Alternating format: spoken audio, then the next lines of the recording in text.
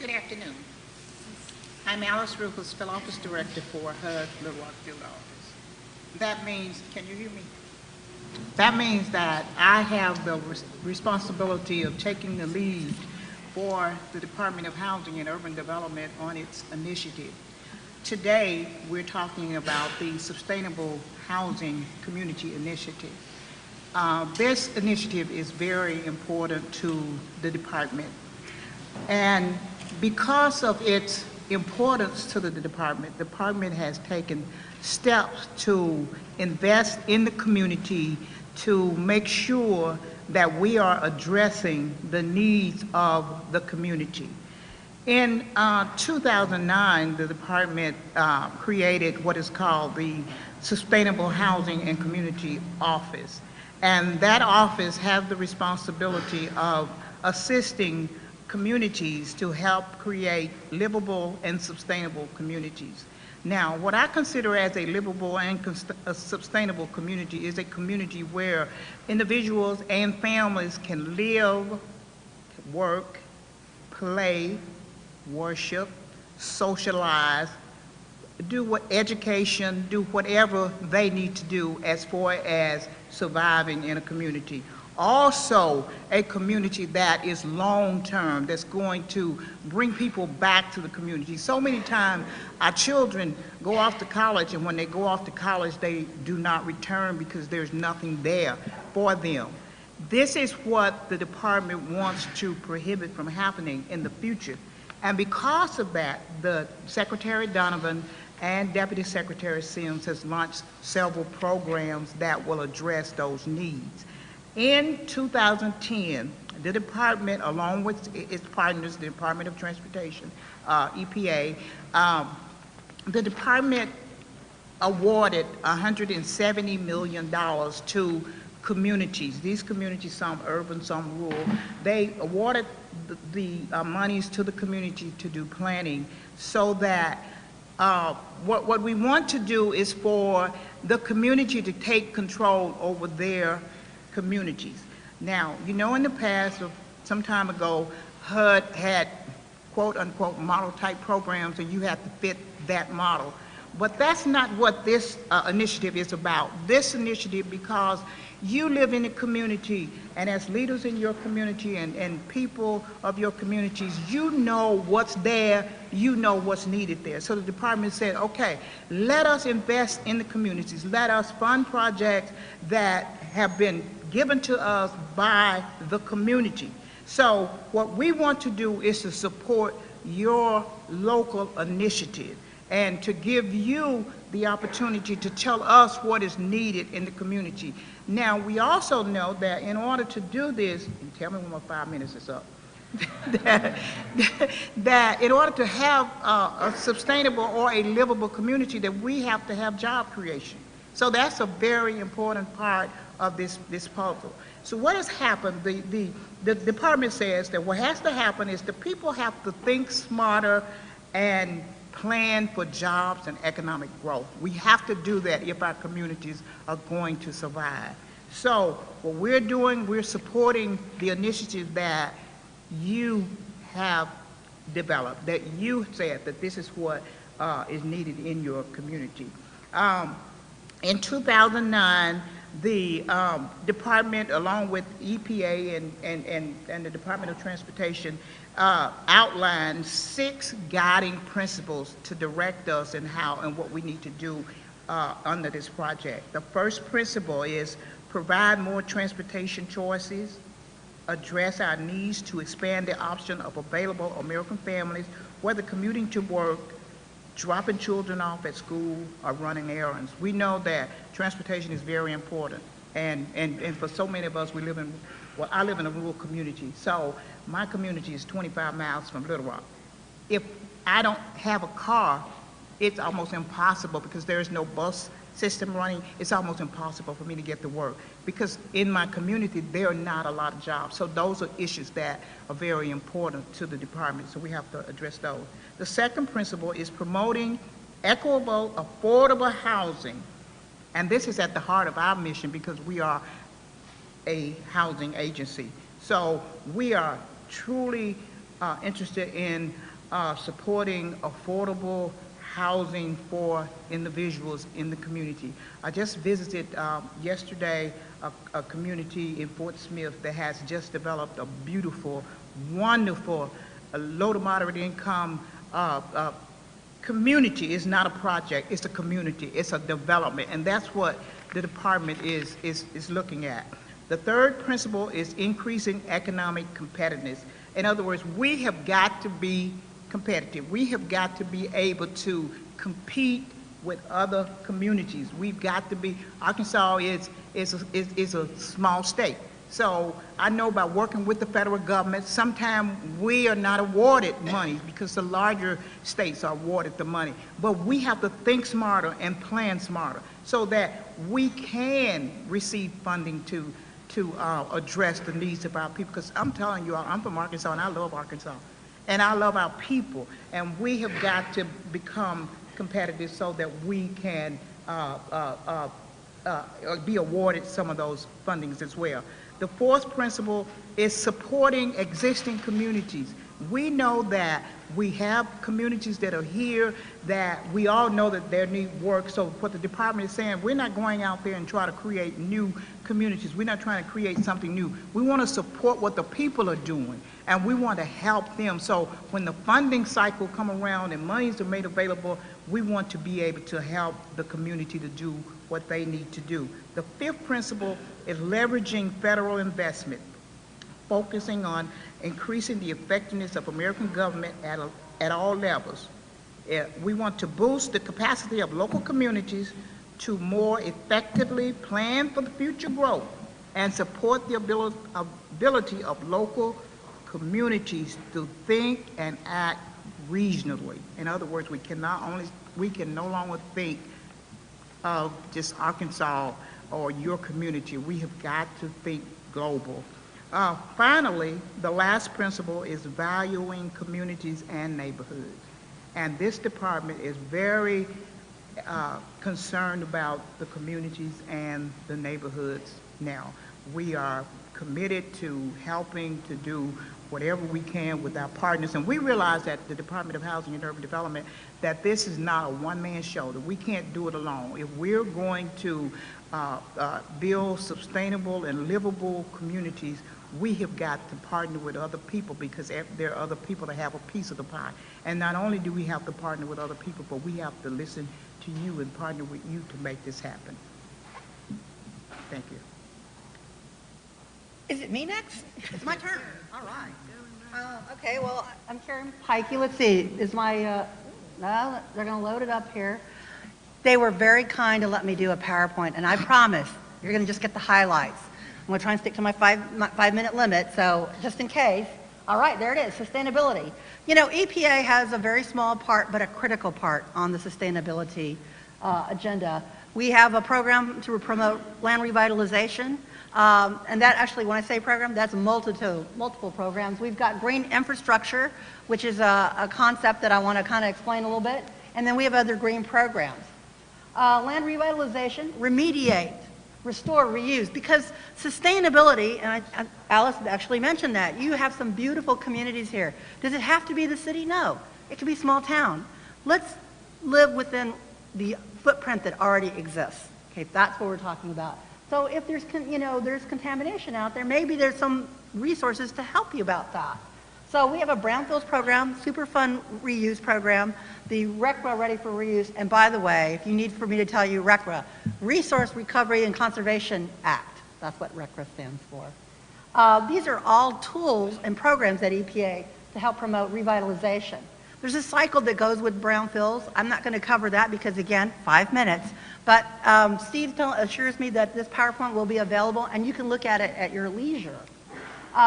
Heifer International is what I want to get to. That is our premier brownfield success story here in Little Rock and actually in Arkansas. They had 75,000 tons of petroleum-contaminated soils. They did all this wonderful work out there. They used the petroleum soil, instead of transporting it to a landfill very far away, they transported it to the Little Rock landfill. They were able to use it as interim fill. And by the way, when I say that, you're thinking, oh my God, were people exposed? No, they built a specially contained pit, and it was, there had a layer over there, so it was not let loose. They use it as interim fill because, by the way, microbes get to eat the hydrocarbons. Yum, yum, yum, yum. What does that mean? That means that they're not shipping this waste far away, and they're not generating more emissions, and they're creating something green already because they were going to have to use clean fill for that landfill. What a shame. And they've got that great constructed wetlands and innovative permeable surface parking lot. That's a great example. Superfund Reuse, that's to help communities get these Superfund sites. How many of you, I need a show of hands, know what Love Canal? Did anybody know Love Canal? Awesome. New York, Love Canal, landfill. People built houses on that landfill because the actual practice of land use continues on. Changes occur within a 20-year period, a 5-year period. So they forgot that thou shalt not build houses on a landfill because people will get sick and might die. So that's where Superfund kind of got birth. But now what happens is that EPA cleans up these Superfund sites, or the Arkansas Department of Environmental Quality cleans up these sites, but they clean them up to an industrial standard, and they put a fence around it, and they say, don't go on there. Well, how attractive is that? Not very. There's a stigma there. So actually, our big success here in Arkansas is mountain pine pressure in Plainview, Arkansas. All right, who knows where Plainview, Arkansas is? Hands, hands. Ah, awesome. Tiny, tiny, tiny, tiny town. It's a former lumber pressure treatment facility. We listed it, we cleaned it up. They got an EDA grant, Economic Development Administration, to pay for infrastructure improvements to allow the Plainview steel operation and manufacturing on that site. That's, you know, again, less than 1,000 people in Plainview, Arkansas. Now, the question I asked while I was getting the slide together is this still operational?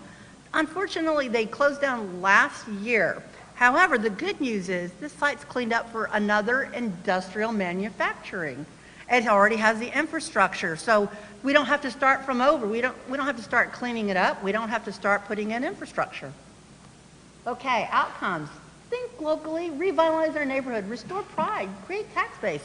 This is you locally. Reduce stigma. Regionally, globally. It recycles the land overall. We reduce sprawl. We use the existing infrastructure. Man, that's expensive stuff. Offers more efficient transportation. And by the way, I did steal that little transit corridor map from Arkansas. So thank you very much. That's a good example of connectivity for Arkansas statewide, Alice. I'm glad. Thank you for that little promo there. And the destination, the little pretty picture is Heifer International, which, by the way, they're on their next phase. They're awesome. Wow, I love those groups. Anyway, that's the contact information. Green infrastructure, water, water, water, Torah, Torah, Torah. Okay, when we think sustainability, let's think water, because most of us cannot have a quality of life without good drinking water, without a good source. And by the way, in addition to that, look at this. It's Arkansas. You have the Arkansas River. What a beautiful, scenic river it is. Not everyone has a river. So you have all these natural attributes. This is the natural state, isn't it? I think it is. So there's 3 programs that have water. The Clean Water State Revolving Loan Fund, and the Drinking Water State Revolving Loan Fund, and the Clean Water Act, Section 319 Nonpoint Source. By the way, again, how many of you know what Nonpoint Source means? Awesome. Nonpoint source means that water, there's no source that they can detect the contamination coming from. So in other words, or not even contamination, maybe just general overall runoff. So let's say all of us have all those beautiful lawns that are all manufactured, and you put pesticide out there and fertilizer, and you wanted to make it green, green, green, green. But you know what? If there's only 5 of you, that's not bad. When there are 500,000 of you, think about this. That's a lot. That's non-point source, all going into your surface water, your river, your beautiful lakes. That's kind of a bad thing. Okay, practices, that kind of got cut off. But anyway, that's a long thing to say that there are a lot of ways to address green infrastructure. And by green, not just putting a wastewater treatment plant, but using different materials, not just having drinking water, but maybe collecting water. Not just doing stormwater collection, but reusing that stormwater collection as black water, i.e. for either restrooms or for landscape that you're trying to nurture to make it aesthetically more beautiful. There's a green project reserve, by the way, FYI. That's a big deal in the funding world. There's a 10%, there was a 20% set aside in 2010 for our appropriation for green projects. They have talk to our Arkansas Department of Environmental Quality folks, and I think there's another group out there. I want to get to that. But you know what? Green projects take time. You know what, I see all y'all's faces and you're like, when am I going to see it? It takes time. You have to plan for it. But if you plan for it, it will come. Benefits, obviously, we all like it. Here's some contact information. The Arkansas Natural Resource Commission is the one that actually manages the clean water and the drinking water state revolving loan fund. And then Arkansas Department of Environmental Quality does the Section 319. Other green programs. EPA is really promoting Repowering America on contaminated land. What an awesome fit. It's contaminated already. If we clean it up to kind of an industrial standard, we can actually look to put solar panels on there. Or we can look to have geothermal if that's feasible. We can look to have biomass.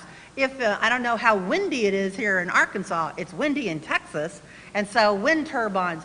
These are some really compatible uses that we need to be thinking about. The beauty about these sites are that they're really large and generally they have one single owner. Now, I'm not sure how many of y'all understand the significance of the single owner unless you've ever done a project where there are like, everyone owns a half an acre and there are like 100 of you. And guess what? 100 people coming to an agreement about your half acre? Good luck. Good luck. Anyway, they are also connected to the grid and the infrastructure is there. So these are really good choices.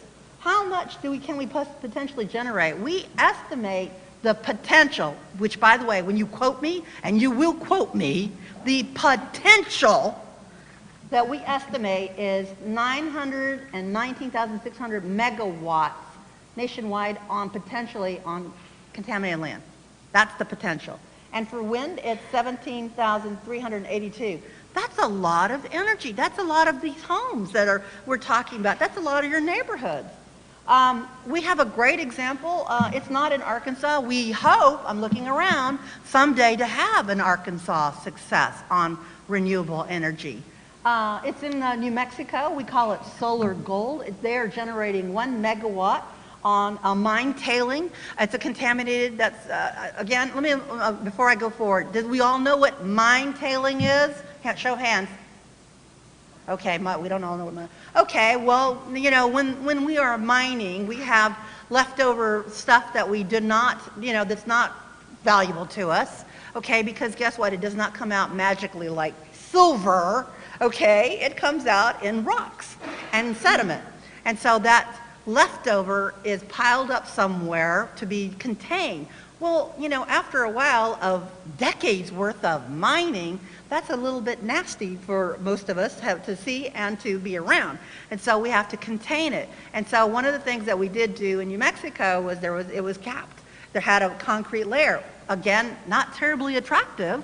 So what they did was they made a deal, Chevron did, with EPA, and they said, hey, EPA, if we adjust a little bit and reduce a little bit on the cap, still be protective, will you allow us to build these solar photovoltaic facilities? And we said, yahoo! We would love for you to do that. They've made a third-party agreement with Kit Carson Electric Cooperative, and they're actually, by the way, this all took place within a year. And again, I don't know how many of you are familiar with development, but that's like light speed, at least for government. So it's awesome. This is a great project. We have a contact, again, I'm going to moving on. Climate Showcase Community. Yay! I'm premature, but there's a press release as we speak being developed to announce that Little Rock won a $500,000 climate showcase community. Y'all rock. It's going to have greenhouse gas reduction through a home energy affordable loan program.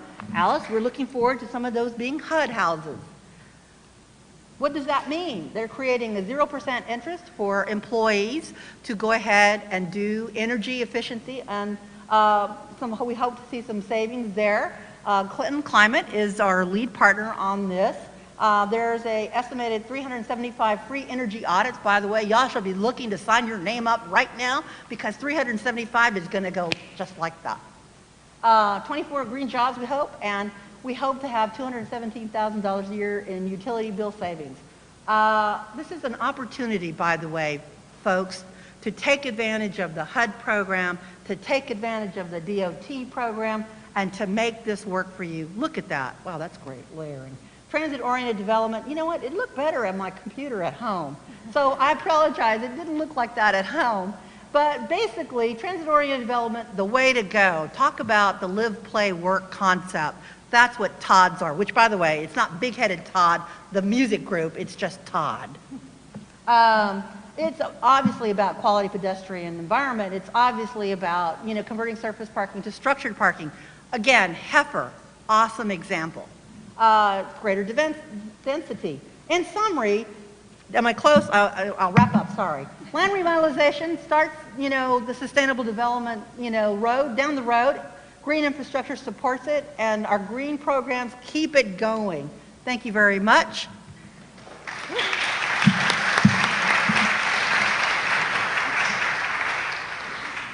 Woo. Okay. I'm pretty jealous of the PowerPoints as a government employee, but I'm actually more jealous of your energy right now. So, I'm Sandra Otto. I work for Federal Highways in an office here in Little Rock. So I'm your local federal rep for transportation. I want to break my remarks into two parts. First of all, you have to forgive me for prepared remarks. This is a great subject for me. I'm very excited about all the stuff going on, and I tend to wander off. So, sustainability at US DOT is performed under the umbrella of the HUD DOT EPA Partnership for Sustainable Communities, and that's the partnership that Alice was talking about. And just to summarize our goals, the mission of the partnership is to help American families gain better access to affordable housing, more transportation options, and lower transportation costs. The average working family, it's been calculated, spends up to 60% of their money on transportation and housing together, making that one of the largest expenses. So the federal government thinks that we can get together, instead of working in our silos traditionally, we can get together and help cut these costs by coordinating the transportation and housing investments and identifying local strategies to provide more choices for affordable housing, near employment opportunities, and more transportation options so that families can lower their transportation costs and shorten their travel times. One concrete example of DOT's sustainability focus are the recent Tiger II grants. Last year, DOT provided $600 million in Tiger II monies to fund 42 construction and planning projects. $35 million of that was set aside for planning grants that was coordinated with $40 million of HUD Sustainable Community Challenge grants. And this is the first time, it was a kind of an exciting and new area for us. It was the first time that DOT and HUD had awarded grants together jointly for localized planning activities. And actually, members of the partnership, EPA, HUD, and DOT got together and analyzed these applications together. And that was a novel experience as well. The money that was set aside for construction was awarded in 40 states for a wide range of major projects, and sustainability was a key criteria for the applicants to meet. And I'm very pleased to say that Northwest Arkansas was awarded $15 million to construct a 36-mile bicycle and pedestrian trail. You've probably heard about it, and if you've ever seen it, it's a great trail. My son goes to school up there and rides on it all the time. It's really terrific for keeping the bikes off the road. But and it's going to connect the communities between Fayetteville and Bella Vista. And we've just started, we just signed an agreement to set aside funds to start the design of that project. just last week, I think. Moving down the organizational level, the Federal Highway Administration. Federal Highways is an agency of a little over 2,500 people. We have a big office in Washington, of course, and we've got an office in every state. And our main role in the states is to assist state and locals with federally funded programs and projects. To get back to sustainability, in the last 10 years, Federal Highways has broadened its view of the highway function. Our sustainable philosophy for highways is that they are just one part of the transportation infrastructure and that transportation is one aspect of meeting human needs. A sustainable highway should focus not just on mobility but on access, not just on moving vehicles but moving people and goods. And it should provide people with transportation choices such as safe and comfortable routes for walking, cycling, and transit. A sustainable highway project should reduce negative impacts to the environment and reduce consumption of natural resources. And lastly, a sustainable highway should fit the context of the community through which it passes. There's a term called triple bottom line. I don't know if any of you have heard of it. It's come into use recently from the private sector, and it describes an expanded focus of success, not just on economics, but also on environmental and social performance. Federal Highway Administration has come to embrace this measure of success also. A sustainable highway meets transportation needs, but also addresses economic, environmental, and social equity goals, and that is sustainability for us in a nutshell. I want to stop, and we've heard, I think in my introduction, Greg talked about, I don't want to get that wrong, talked about my involvement with context-sensitive highway projects. There is a website called contextsensitivesolutions.org. It's context-sensitive solutions is all one word. It's a great website with lots of terrific examples of projects where communities have integrated their transportation needs with community needs and come up with these really great projects. It also has a lot of resources on programs and technical expertise and other things that other people are doing. So if you're interested in this subject, if you're interested in street projects, road projects, and meeting community goals, that's a really great place to go. Oh, also before I leave that, I had a few handouts. They're sort of generic on the DOT EPA HUD partnership that are on the tables and some in the back, but also it has like a little bibliography on the back that has some other locations where you can get information on what the federal government's doing on sustainability. At the division level, that's what my office is called a division. At the division or field level, Federal Highways has 3 major roles in advancing sustainability. We train and provide technical expertise to our partners and to the public. We help states and MPOs create relationships with new stakeholders to advance livability. We're often the link between the state DOTs and the locals in helping to sort of translate these ideas and to put them on the ground. We also help with the planning and development of special projects that may have multimodal elements, non-traditional partners, or may have selection processes or criterion that are different from the ordinary way of doing things. And a good example of this might be the Broadway Bridge, which I'm sure many of you are interested in, that it's coming up soon, that I hope to be involved in a little more in the future. Ultimately, our role, the role of my people, are to help states and local governments leverage funding to deliver cost-effective projects that help meet our transportation needs and also help to move forward towards community goals. I want to close. More than 5 minutes. We're all going over. You're going to have like 2. I just want to close by mentioning, and everyone's done this before me, but to mention some examples of DOT-funded projects that have helped enhance the sustainability of our community here. And the Big Dam Bridge and the Two River Bridge are 2 federally funded projects that you can't say enough great things about. It's an impressive investment in purely bicycle and pedestrian transportation for a community of this size, and it's really great. The Big Dam Bridge has been really exciting to me for the way that it's brought the community together in a fun and healthy sort of way. The North Little Rock trolley, while it doesn't provide a huge transportation or a commuter type function, it does add to the charm of our downtown and accessibility of downtown. And as I said before, it's not just about mobility, it's about access as well. the city of Conway, I don't know if any of you are familiar with the roundabout project up there. The city of Conway had problems with safety and congestion at two intersections, adjoining intersections, and they solved it by putting a roundabout in there and putting some great landscape and streetscape elements so that they solved their transportation problem, and at the same time they enhanced that neighborhood, and it really is sort of a sweet little area. I want to mention, well, I guess you didn't mention the Greening America's Capitals. There's a study going on, you did not, that Little Rock, and I know very little about it, although I will by the end of the week, but it's another project where the community is looking at, the local leaders are getting together with EPA and others to look at the Main Street from the river way down to... All the way down to, is it Quapaw? Did I say it right? No, like yeah, way past. Way past right. that, way past over to 17th Street. Yes, right. But to look at it ways like how can we pull money from different sources to create a road that moves people and goods back and forth, but also is an enhancement and also helps to tie together the community south of the freeway with all of the great things that are going on in the river market. And lastly, I want to mention the 12th Street corridor plans.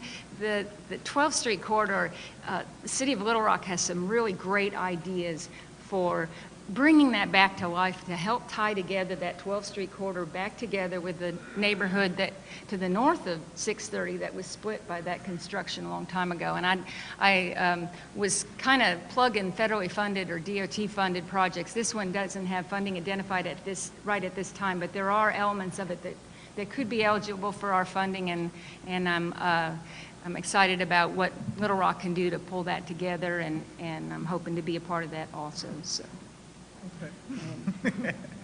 And last but not least, Joe Black. Wow. Guys, I'll just kind of pick up where it's left off. Ours is a private sector. First of all, we're not a federal entity. We're a private sector development organization.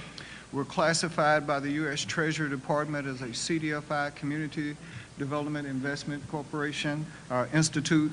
And we work in rural markets in Arkansas and Mississippi.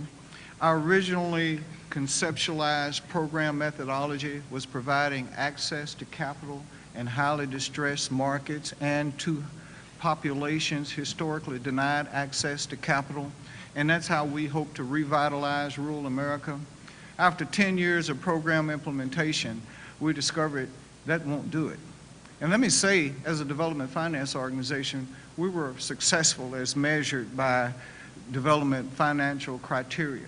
We provided over $2.6 billion in loans to distressed markets with 20% poverty or greater.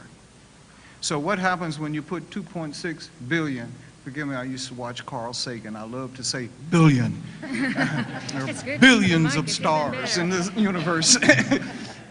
But anyway, what happens when you implant $2.6 billion of lending in distressed markets? Numerically, that sounds like it would overwhelm poverty.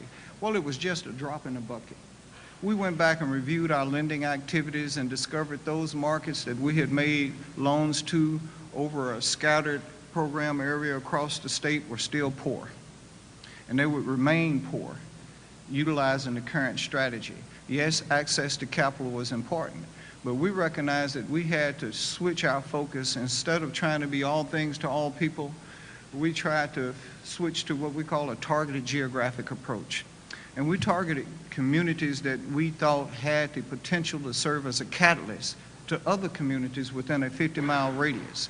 And we classified rural markets as type 1, type 2, type 3 communities. Type 1 would have a population base of over 8,000 more, hospital, schools, etc. Type 2 would have a smaller population base, a smaller industrial base, may not have a school, etc. We targeted our markets and our development initiatives in these type 1 communities so as to stimulate their economies, to serve as a leverage point, of which sustainable initiatives was an integral part of. And we augmented our approach to development finance and to include what we consider our 5 pillars of community development: housing, education, healthcare, leadership, and economic development. Everybody wants jobs creation. In the 21st century economy, rural development more so than ever before is tied together. Everybody will tell you when you go in their market, we need jobs, we need jobs. Well, you can't have jobs without a good school system. We need jobs, we need jobs. Well, you can't have jobs and people won't locate if you don't have decent places for them to live.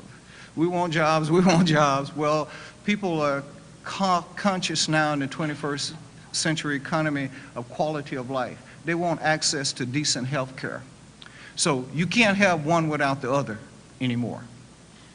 And therefore, we embrace the comprehensive development model, of which, again, sustainability is a part. And I was listening to the other panelists speak, and I realized, gosh, we've worked with each of the agencies represented here. We've tapped into HUD programs with sustainable communities, regional planning grants. We hope to tap into the Tiger grant. We've tapped into EPA's Brownfield program and identified abandoned rural markets and rural structures that we could bring back into productive use. We've worked with Department of Transportation for walking trails, scenic byways and highways. Comprehensive development is tapping into all resources available to you, integrating them with one another, linking them in order to achieve optimum outcome. We couldn't do this if we were a well-intended organization operating outside the distressed markets we seek to serve, and we want to come in and help you people. We're housed in the markets we serve. We're an integral part of the communities we work with. That allows us to be effective. It is the new paradigm for rural development, quite frankly. We also recognize that rural development has a lot of challenges as opposed to other types of development. And at the same time, everything is interrelated and very similar. But rural has a specific challenge in that rural early on positioned itself to compete on the basis of cheap labor and cheap land prices. Well, we only had a temporary advantage in that. In the global economy, rural America doesn't have an advantage in cheap labor and cheap land prices. We will never out-cheap emerging economies in China, Mexico. Cheap labor should never come out of our mouth again. And it was erroneous to compete on that basis, because in order to compete on the basis of cheap labor, you had to devalue education. And we're paying a price for that now. We've got to upgrade our educational system. We've got to compete on a qualified workforce and recognize that cheap labor is no longer our whole card. We've got to recognize that we have to begin integrating and working together, and I believe that this too represents a very significant obstacle for revitalization in rural America. A basic psychic. Rural America is housed and occupied by people who value their independence. That's why they moved to rural. Working with other people doesn't come natural with them. Partnering for the good of the whole doesn't come natural to rural people. I mean, this is my opinion. I'm just telling you the biases we sometimes encounter. And you have to teach people how to work together. You have to teach communities that have historically competed against one another, hey guys, you're not competing against each other anymore. You're trying to survive. It's time to work together. So those psychological opponents can be more daunting than the economic opponents to development in rural America. But one thing that we've become convinced of, rural America is comprehensive in nature. You can no longer treat it with programs that do transportation and then you don't adjust or address housing. You've got to address it all. You've got to address it simultaneously. And in doing so, you often are able to create economies of scale and scope and a synergy that you could not create operating independently in a piecemeal manner. So that's our story, and I'm sticking to it.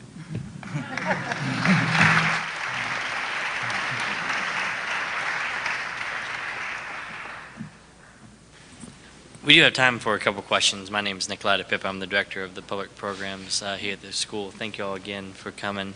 If you raise your hand, we'll get a microphone to you. Okay. We're going to start with Johnny over there.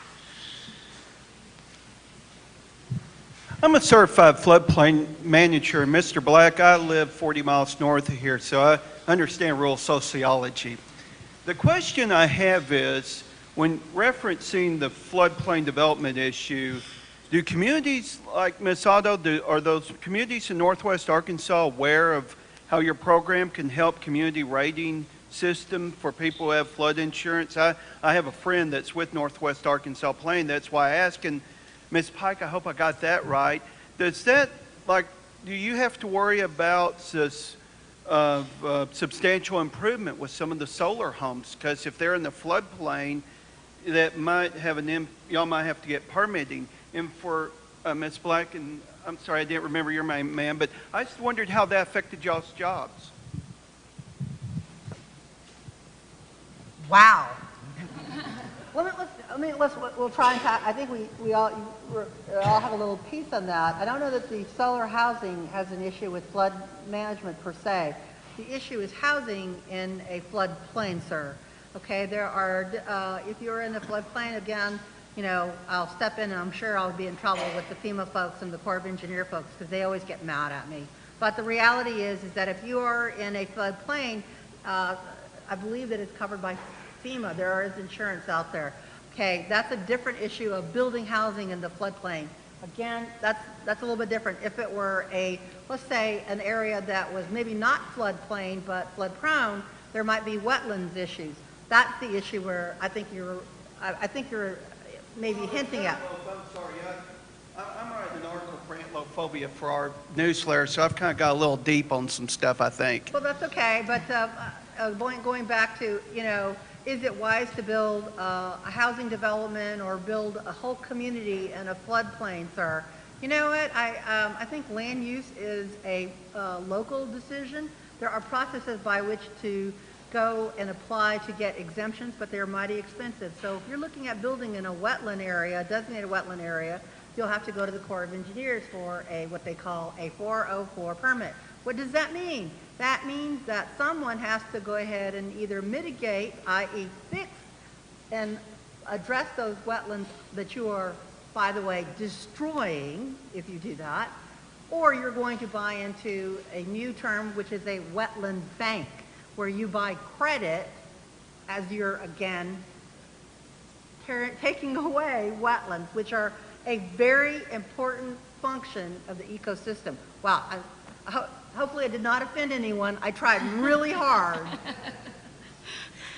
Because just the integrate or the point or the coordination, I guess, between floodplains or wetlands and transportation, whether it be trails or roads, happens during the NEPA process. And what our process is, we have a transportation idea and then we follow the NEPA process to determine the location of the project. So it has to go through those, and the same approvals that Karen was talking about, the Corps, and going through mitigation, discussing mitigation of wetlands and that sort of thing. So our transportation, we sort of are guided through that through the NEPA process. And from HUD's standpoint, we also have to abide by the same rules and regulations as Karen and Sandy has talked about. Within our office, we have what is called our multifamily housing, who covers our multifamily housing development, and we have project managers who, before we allow properties to be built, that someone from our office will make a site review on that particular property to determine what is needed and if that site is efficient or a site that we would approve, because it has to be approved by our office before we allow you to build on that site. Yes, ma'am. I think it's exciting to hear somebody dealing with departments speaking in a comprehensive way, which is not something we always hear. As a person who lives in a rural area, I find it often very difficult when people in rural areas, this is independent, but it's also an appreciation of green space. And what we often find is that many times in development from the various agencies, that appreciation for green space is not often always viewed in a comprehensive way, and so that when we're asked to partner by giving up green space and giving up wetlands, giving up green trees, because often it's come with a slash and burn kind of development. So what I'd like to hear sometimes is planning that takes in all those pieces. We know people need space. We would also like to hear planning about keeping the green space, keeping the wetlands, keeping the trees, keeping the native trees, rather than the ornamental trees we often see planted. So not so much a question, but really a request that we hear development and partnering requests within a comprehensive way, and that keeping the green space, allowing people room for rural space, also comes with ways to do job development, transportation, and not just recreation for those who are coming to rural space just to recreate. All right, in the back.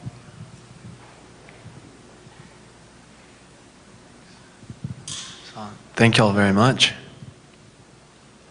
guess first, I want to express a little disappointment at our federal government, because when I hear the things that we're doing with $2 billion or $5 billion, the fact that we continue to spend so much money in wasteful, destructive ways beyond our boundaries. So hopefully in the coming years, that's going to be something that we start looking again at ourselves, and less at who to kill and rather who to help.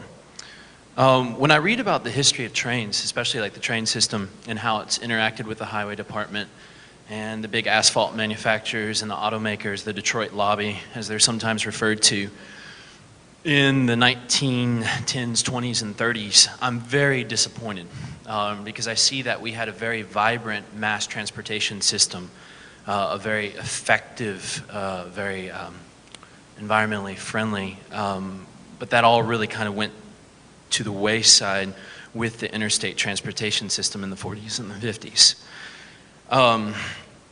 Mr. Black, I definitely hear what you're saying about us working together, but the reality is that there have been, there are, and there will be people who put themselves in the way of us working together.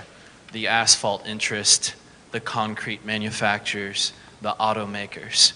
So I guess my question for Ms. Otto and for Mr. Black, and for you other ladies as well, if you have some thoughts on this, is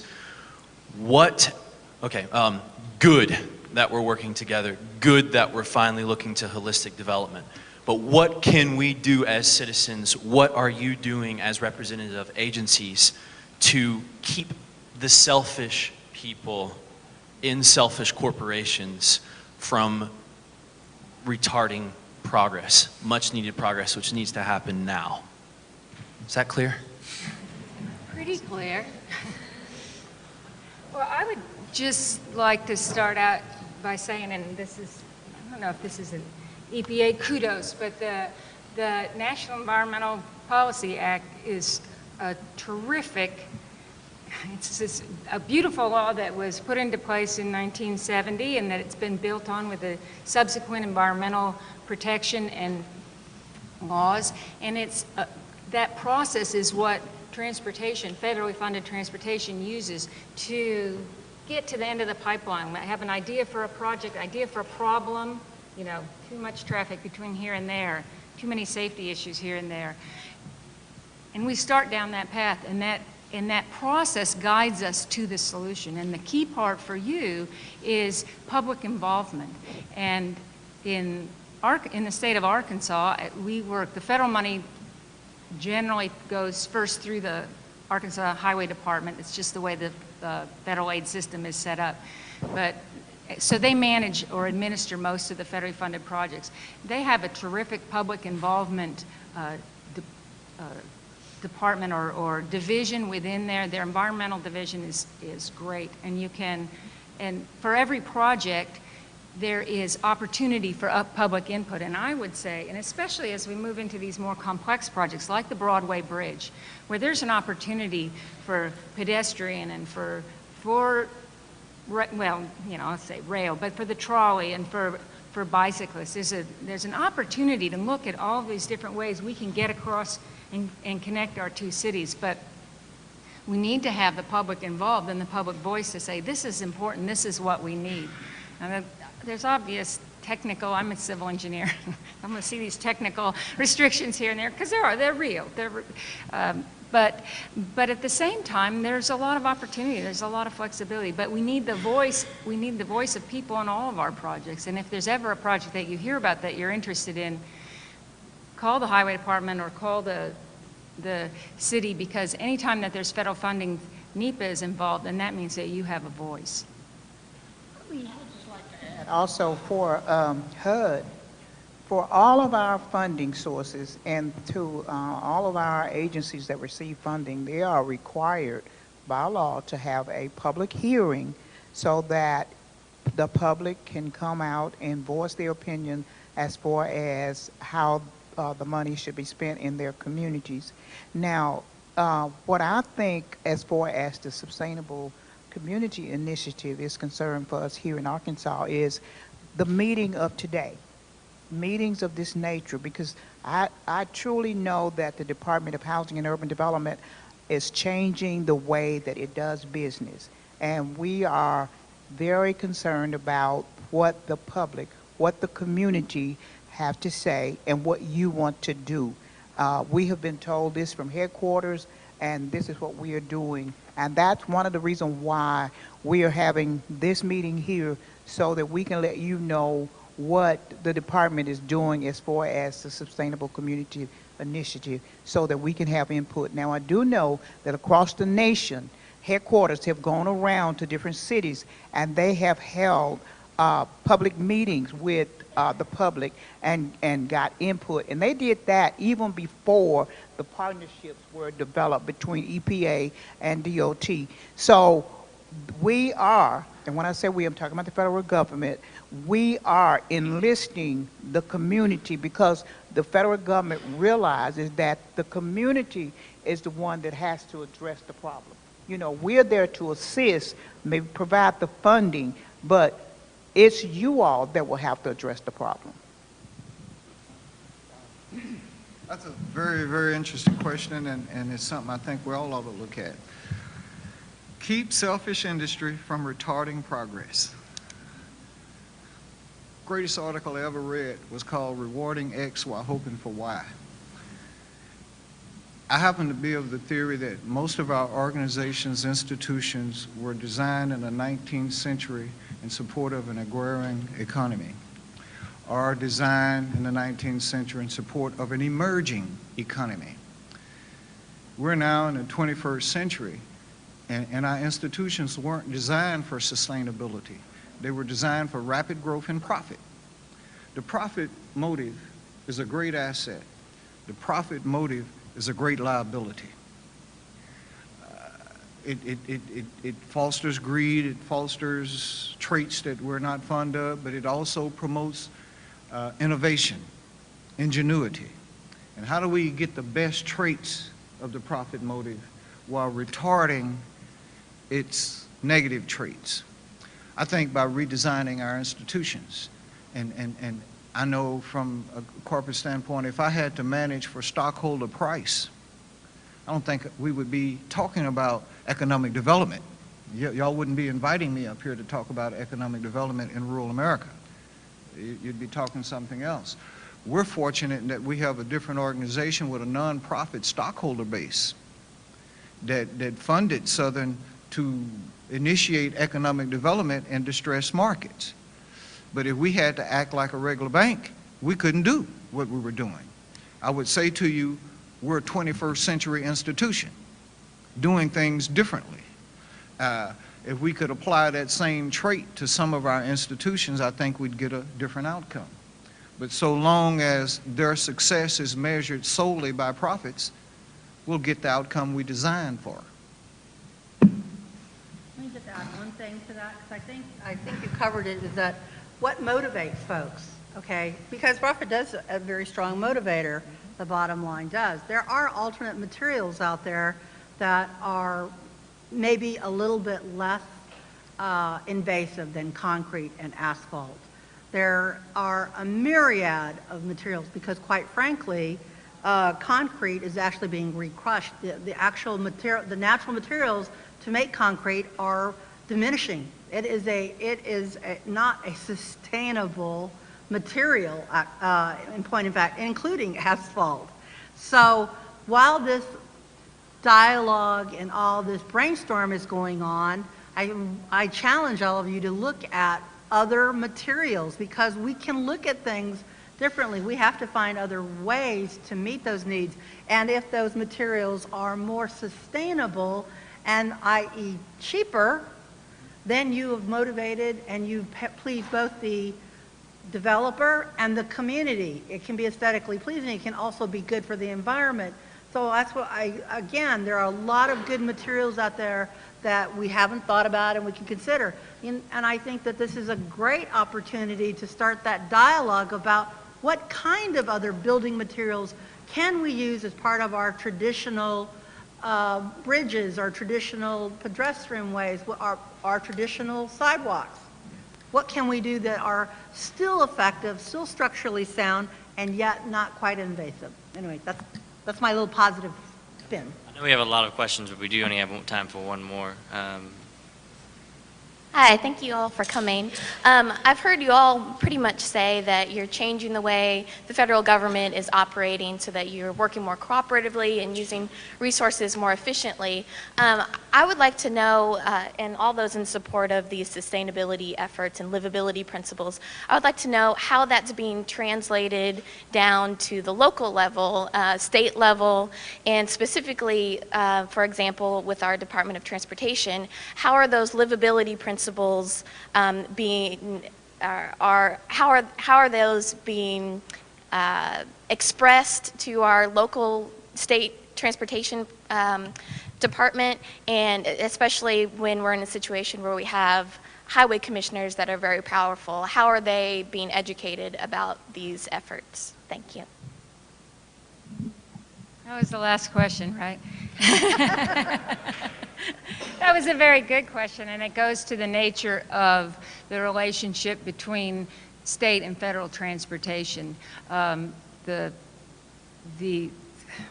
guess the bottom line answer to your question is it's a matter of influence. It's a matter of this is federal policy and federal transportation policy, but Congress hasn't passed the law that highways have to be built this way. So what it's a matter of doing is my office, people in my office, and people in offices around to continue to promote that concept, and that contextsensitiveSolutions.org website shows a lot of where folks from my department and other people are. They call it capacity building. It's but it's not road capacity. It's mental capacity. It's building the ability of everyone to be able to talk intelligently and to promote these projects. So that's kind of our national scope, and it's sort of the mission that I have with our highway department. And you're right. I can't require that a project have this on it or that on it. That's not the federal highway role. However, kind of goes back to your voice.